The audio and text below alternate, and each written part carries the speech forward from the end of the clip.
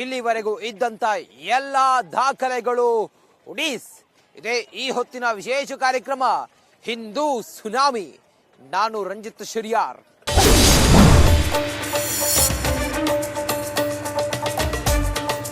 ಪ್ರಯಾಗ್ರಾಜಿನ ಕುಂಭಮೇಳದಲ್ಲಿ ಹಿಂದೂ ಸಾಗರವೇ ಬರುತ್ತಿದೆ.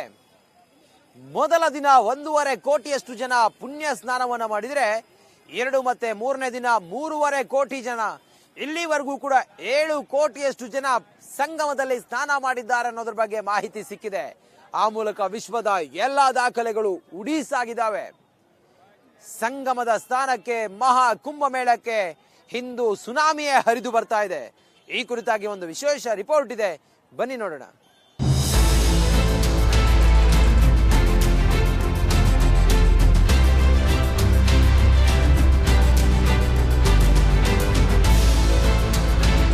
ಭಕ್ತ ಸಾಗರ ಕಂಡು ಕೀಳರಿಯದ ಭಕ್ತ ಸುನಾಮಿ. ಹಿಂದೆಂದೂ ಕಾಣದ ಬೆಕ್ಕಸ ಬೆರಗಾಗುವ ಭಕ್ತರ ಸುನಾಮಿ ಇದು. 1000 ಅಲ್ಲ, ಲಕ್ಷ ಅಲ್ಲ, ಏನಿದ್ರೂ ಕೋಟಿ ಮಾತು. ಅಷ್ಟರ ಮಟ್ಟಿಗೆ ಹರಿದು ಬರ್ತಿದೆ ಮಹಾಕುಂಭ ಭಕ್ತರ ಗಣ. ಅದು ಕೂಡ ಪ್ರಪಂಚದ ಮೂಲೆ ಮೂಲೆಗಳಿಂದ. ಭಾರತೀಯರಷ್ಟೇ ಅಲ್ಲ, ಎಲ್ಲ ಧರ್ಮ ಪಂಥಗಳ ಜನರು ಇಲ್ಲಿದ್ದಾರೆ. 4 ದಿನದಲ್ಲಿ 8 ಕೋಟಿ ಭಕ್ತರ ಪುಣ್ಯ ಸ್ನಾನ. ವಿಶ್ವದ ಧಾರ್ಮಿಕ ಮೇಳದ ದಾಖಲೆ ಛಿದ್ರ. ಎಸ್, ಮಹಾಕುಂಭಮೇಳ ವಿಶ್ವವೇ ನಿಬ್ಬೆರಗಾಗುವ ಅತಿ ದೊಡ್ಡ ಧಾರ್ಮಿಕ ಸಂಗಮ.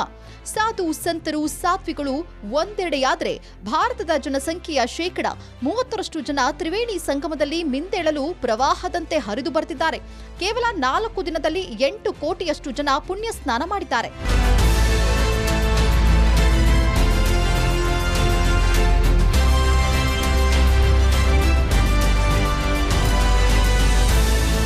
ನಮ್ಮ ಸನಾತನ ಧರ್ಮಕ್ಕೆ ವಿದೇಶಿಗರು ಕೂಡ ಫಿದಾ ಆಗಿದ್ದಾರೆ. ಆಧ್ಯಾತ್ಮದ ಕಡೆ ಒಲವು ತೋರ್ತಾ ಇದ್ದಾರೆ. ಈ ಮೂಲಕ ವಿಶ್ವಕ್ಕೆ ಸಾರಿ ಸಾರಿ ಹೇಳುತ್ತಿದ್ದೇವೆ, ಇದೇ ನಮ್ಮ ಸನಾತನ ಧರ್ಮದ ಹೆಮ್ಮೆ. Bureau report, Republic Kannada.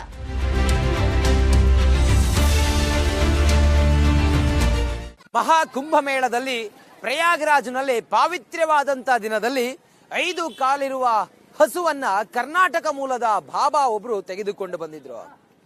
ಈ ಪುಣ್ಯ ನೆಲದಲ್ಲಿ ಪುಣ್ಯ ಸ್ನಾನಕ್ಕಾಗಿ ತ್ರಿಶೂಲ ಡಮರುಗದೊಂದಿಗೆ ಬಂದ ಬಾಬಾ ಪಾಲಿಸ್ತಾ ಇರುವಂತ ವ್ರತವೇನು? ಈ ಮಹಾ ಕುಂಭಮೇಳದ ಬಗ್ಗೆ ಬಾಬಾ ಏನಂದ್ರು? ಈ ಕುರಿತಾಗಿ ಒಂದು ವಿಶೇಷ ವರದಿ ನೋಡೋಣ ಬನ್ನಿ.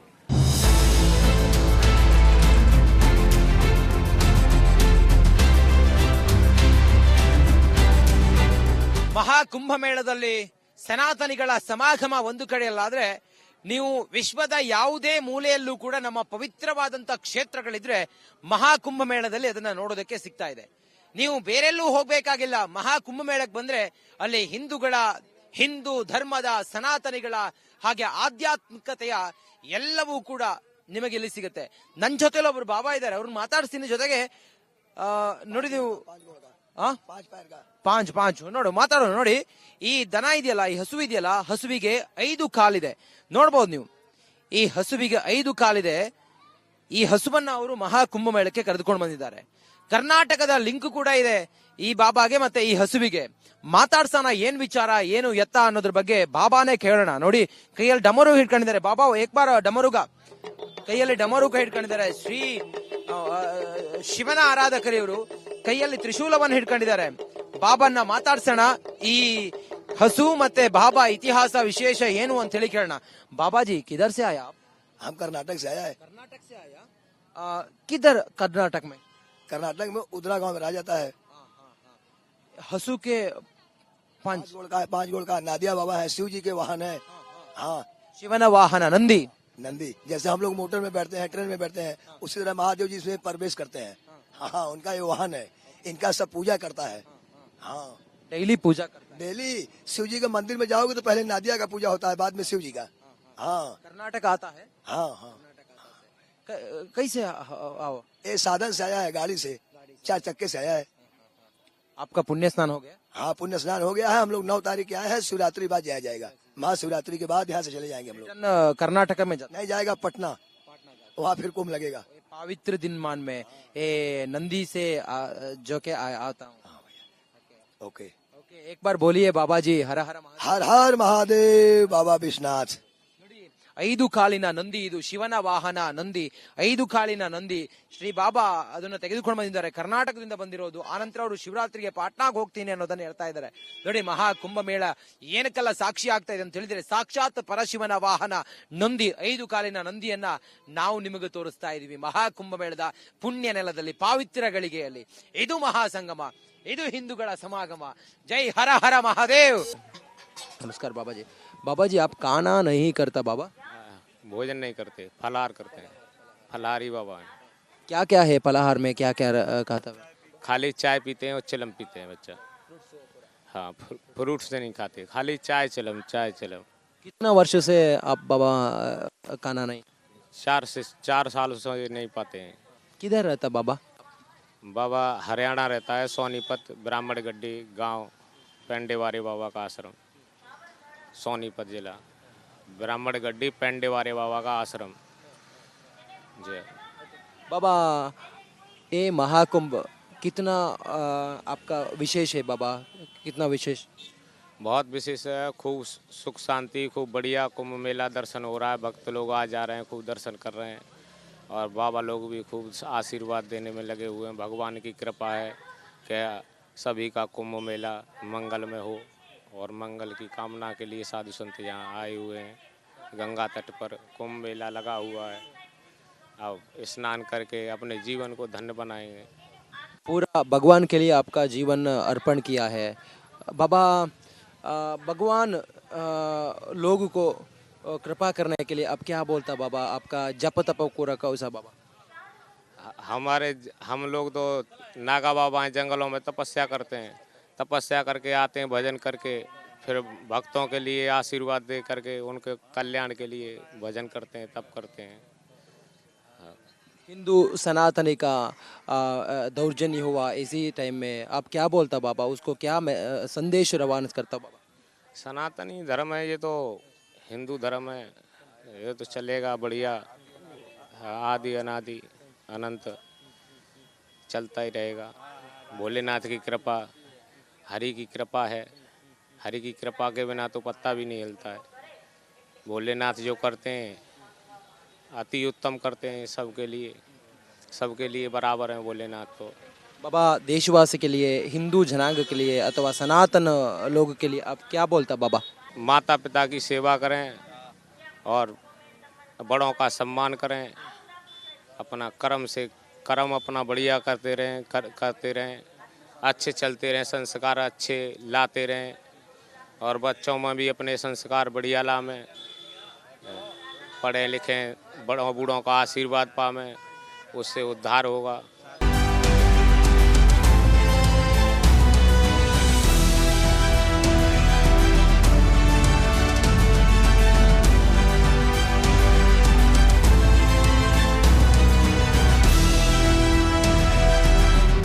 ಮಹಾ ಕುಂಭಮೇಳದ ಇನ್ನಷ್ಟು ವಿಶೇಷತೆಗಳನ್ನ ತಿಳಿಸ್ತೀವಿ ಚಿಕ್ಕ ಬ್ರೇಕ್ ಆದ್ಮೇಲೆ. ಪ್ರಯಾಗರಾಜ್ನ ಮಹಾ ಕುಂಭಮೇಳದ ದಕ್ಷಿಣ ಭಾರತದ ಏಕೈಕ ದೇವಸ್ಥಾನ ಲಕ್ಷಾಂತರ ಜನರ ಆಗಮನದ ಸ್ಥಾನವಾಗಿದೆ. ಏಕೈಕ ದೇವಸ್ಥಾನ ಹೈದರಾಬಾದಿನ ಶ್ರೀರಾಮನ ಮಂದಿರ ಪ್ರಯಾಗರಾಜ್ನ ಕುಂಭಮೇಳದ ಸೆಂಟರ್ ಆಫ್ ಅಟ್ರಾಕ್ಷನ್ ಆಗಿದೆ. ಈ ದೇವಸ್ಥಾನಕ್ಕೆ ಬರುವ ಭಕ್ತರಿಗೆ ಊಟ ಉಪಚಾರದ ವ್ಯವಸ್ಥೆಯನ್ನ ಈ ದೇವಸ್ಥಾನದ ಆಡಳಿತ ಮಂಡಳಿ ಮಾಡುತ್ತಿದೆ. ಇದರ ಜೊತೆಗೆ ರಿಪಬ್ಲಿಕ್ ಕನ್ನಡಕ್ಕೆ ಈ ದೇವಸ್ಥಾನದ ಅರ್ಚಕರು ಮಾತಾಡಿದ್ದಾರೆ. ಈ ದೇವಸ್ಥಾನದ ಪೌರಾಣಿಕತೆಯ ಬಗ್ಗೆ ಅವರು ಎಳೆಯಾಗಿ ವಿವರಿಸಿದ್ದಾರೆ. ಈ ಕುರಿತಾಗಿ ಈ ವರದಿ ನೋಡಿ.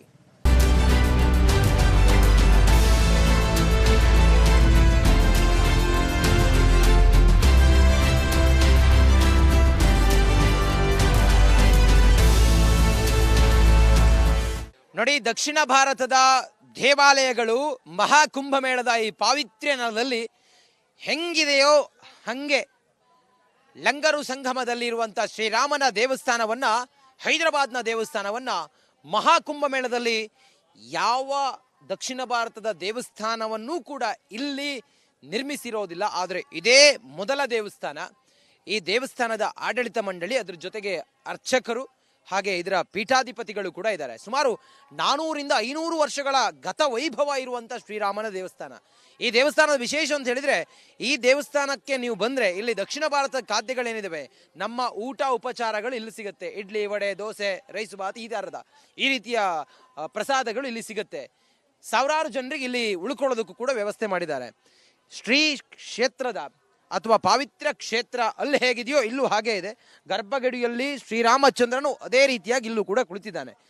ಇಲ್ಲಿ ಪೂಜೆ ಮಾಡುವಂತ ಅರ್ಚಕರಿದ್ದಾರೆ, ಮತ್ತೆ ಗುರುಗಳಿದ್ದಾರೆ. ಅವ್ರನ್ನ ಮಾತಾಡ್ಸೋಣ. ಗುರುಗಳೇ ನಮಸ್ಕಾರ. ಗುರುಗಳೇ ನಮಸ್ಕಾರ. ಈ ದೇವಸ್ಥಾನದ ವಿಶೇಷ ಏನು ಗುರುಗಳೇ? ಹೈದರಾಬಾದ್ನಲ್ಲಿ ಯಾವ ಭಾಗದಲ್ಲಿದೆ? ಏನ್ ದೇವಸ್ಥಾನ ಇದೆ? ಹೈದರಾಬಾದಲ್ಲಿ ಲಂಗರ್ವಾಸಲ್ಲಿ ಇದೆ ಮಂದಿರ ಮಠ ಇದೆ. ಆ ಮಠದಲ್ಲಿ ತಗೊಂಬಂದು ಇಲ್ಲಿ ಎಲ್ಲರಿಗೂ ದರ್ಶನ ಮಾಡ್ಬೇಕಂತ ತಗೊಂಬಂದಿವಿ. ಹೈದರಾಬಾದ್ನಿಂದ ಕುಂಭಮೇಳಕ್ಕೆ ಸಾವಿರಾರು ಜನ ಬರ್ತಾರೆ. ಬಹುಶಃ ಹೈದರಾಬಾದ್ನಿಂದ ಬಂದವರು ಈ ದೇವಸ್ಥಾನಕ್ಕೆ ಬಂದು ನಮಸ್ಕಾರ ಮಾಡಿ ಕೈ ಮುಗಿದು ಹೋಗ್ತಾರೆ. ಕೈ ಮುಗಿದು ಹೋಗ್ತಾರೆ. ಅವ್ರಿಗೆ ಕೈ ಮುಗಿದು ಮಾತ್ರ ಅಲ್ಲ, ಅವ್ರಿಗೆ ದಕ್ಷಿಣ ಭಾರತದ ಹೋಟೆಲು ಅನ್ನಿಗೆ ದೊರಕ್ತದೆ, ಸಿಗ್ತದೆ. ದಕ್ಷಿಣ ಭಾರತದ ನಾವು ಇಡ್ಲಿ, ವಡ, ಸಾಂಬಾರ್ ಈ ರೀತಿಯ ಏನೇನು ನಾವು ದಕ್ಷಿಣ ಭಾರತ ನಮ್ಮೂರಲ್ಲಿ ತಿಂತೀವಿ, ಪ್ರಯಾಗ್ರಾಜ್ ಉತ್ತರ ಪ್ರದೇಶದ ಪ್ರಯಾಗ್ರಾಜ್ನ ಮಹಾಕುಂಭಮೇಳದಲ್ಲಿ ಈ ದೇವಸ್ಥಾನದಲ್ಲಿ ಪ್ರಸಾದವಾಗಿ ನೀಡ್ತೀವಿ. ಪ್ರಸಾದ ಇಡ್ಲಿ, ವಡ, ಸಾಂಬಾರ್, ದೋಸೆ, ದಕ್ಷಿಣ ಭಾರತದಲ್ಲಿ ಏನೇನು ಸಿಗ್ತದ ಅಲ್ಲಿ ತಗೊಂಬಂದು ಇಲ್ಲಿ ಸಪ್ಲೈ ಮಾಡ್ತಾ ಇದ್ದಾರೆ.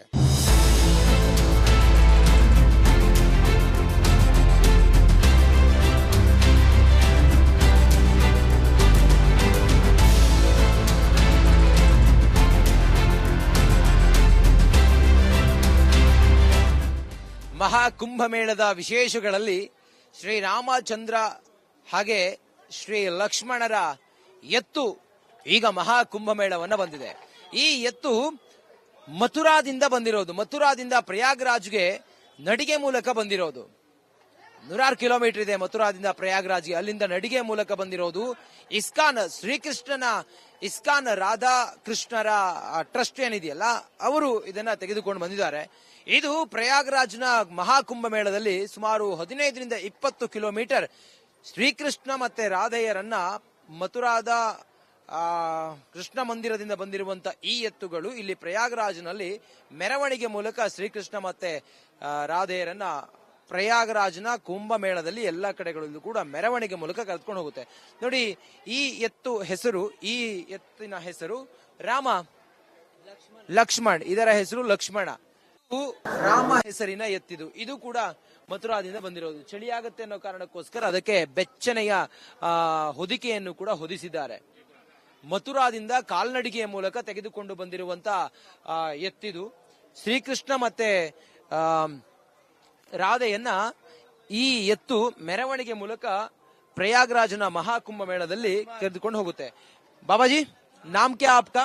मेरा नाम संदीप है। किधर से आया? ये वृंदावन से है, चल के महाप्रयागराज में। ये 45 डे में प्रयागराज पहुंचे वृंदावन से। और ये गौरनीता श्याम सुंदर के ये रथ लेके पूरा भारत भर भ्रमण करते, नगर संकीर्तन, गीता जो भागवतम है उसका वितरण करते, भगवान का प्रसाद का वितरण करते और सनातन धर्म का प्रचार करते हैं। एवरीडे महाकुंभ में पूरा प्रचार करता है। हाँ, महाकुंभ में 11 बजे नगर संकीर्तन निकलता है। डेली 2-4 किलोमीटर यहाँ पर कुंभ मेला में नगर संकीर्तन करके हरि नाम का प्रचार करते हैं। ಸನಾತನ ಧರ್ಮದ ಪ್ರಚಾರವನ್ನು ಮಾಡ್ತಾ ಇದೆ. ಶ್ರೀಕೃಷ್ಣನನ್ನ ಮೆರವಣಿಗೆ ಮೂಲಕ ಈ ಎತ್ತು ಕರೆದುಕೊಂಡು ಹೋಗುತ್ತೆ.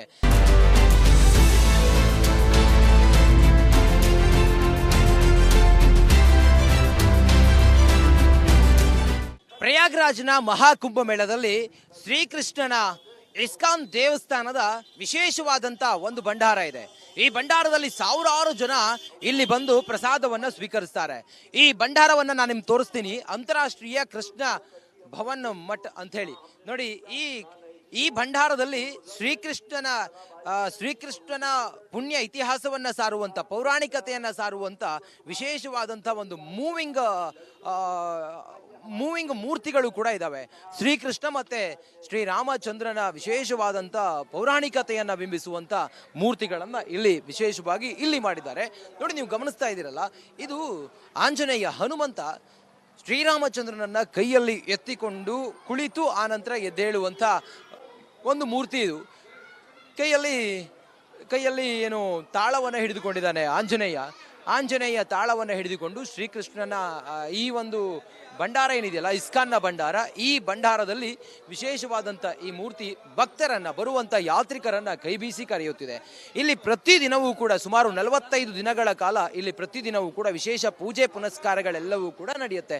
ನಾನೀಗ ಈ ಇಸ್ಕಾನ್ನ ಈ ಭಂಡಾರ ಇದೆಯಲ್ಲ, ವಿಶಾಲವಾದಂಥ ಈ ಭಂಡಾರದ ಸಂಪೂರ್ಣವಾದಂಥ ಚಿತ್ರಣವನ್ನ ನಿಮಗೆ ತೋರಿಸುವಂಥ ಪ್ರಯತ್ನವನ್ನ ಮಾಡ್ತೀನಿ. ನೋಡಿ, ಈ ಕಡೆಗೆ ಬಂದ್ರೆ ಶ್ರೀಕೃಷ್ಣ ಮತ್ತೆ ರಾಧೆ, ಬಾಲಕೃಷ್ಣ ಹೇಗಿದ್ದ, ಆತ ಆಟ ಆಡ್ತಾ ಇದ್ದದ್ದು, ಆತ ರಾಕ್ಷಸನ ಸಂಹಾರ ಮಾಡಿದ್ದು, ಹಾಗೆ ಆ ನಂದ ಗೋಕುಲ ಅನ್ನೋದು ಹೇಗಿತ್ತು ಅನ್ನೋದು ಈ ಒಂದು ದೃಶ್ಯದಲ್ಲಿ ನಿಮಗೆ ಕಾಣಿಸುತ್ತೆ.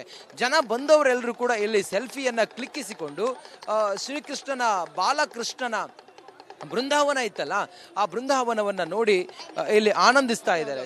ಸಾವಿರಾರು ಜನ ಇದ್ದಾರೆ, ಬಂದವರೆಲ್ಲರೂ ಕೂಡ ಇಲ್ಲಿ ಬಂದು ನೋಡ್ತಿರೋದನ್ನ ಗಮನಿಸ್ತಾ ಇದ್ದೀರಿ. ಕೃಷ್ಣ ಬೆಣ್ಣೆಯನ್ನ ಕದ್ದಿದ್ದ ಅನ್ನೋದೆಲ್ಲವೂ ಕೂಡ ಇತ್ತಲ್ಲ, ಅದೆಲ್ಲವೂ ಕೂಡ ಇಲ್ಲಿ ನಮಗೆ ಕಾಣಿಸ್ತಾ ಇದೆ. ಪ್ರತಿಯೊಬ್ಬರು ಕೂಡ ಮಹಾಕುಂಭಕ್ಕೆ ಬಂದವರು ಇಲ್ಲಿ ಬಂದು ಸೆಲ್ಫಿಯನ್ನ ತೆಗೆದುಕೊಳ್ತಾ, ಫೋಟೋವನ್ನ ತೆಗೆದುಕೊಳ್ತಾ ಶ್ರೀಕೃಷ್ಣನ ಅವತಾರಗಳನ್ನ ಇಲ್ಲಿ ನೋಡ್ತಾ ಇದ್ದಾರೆ.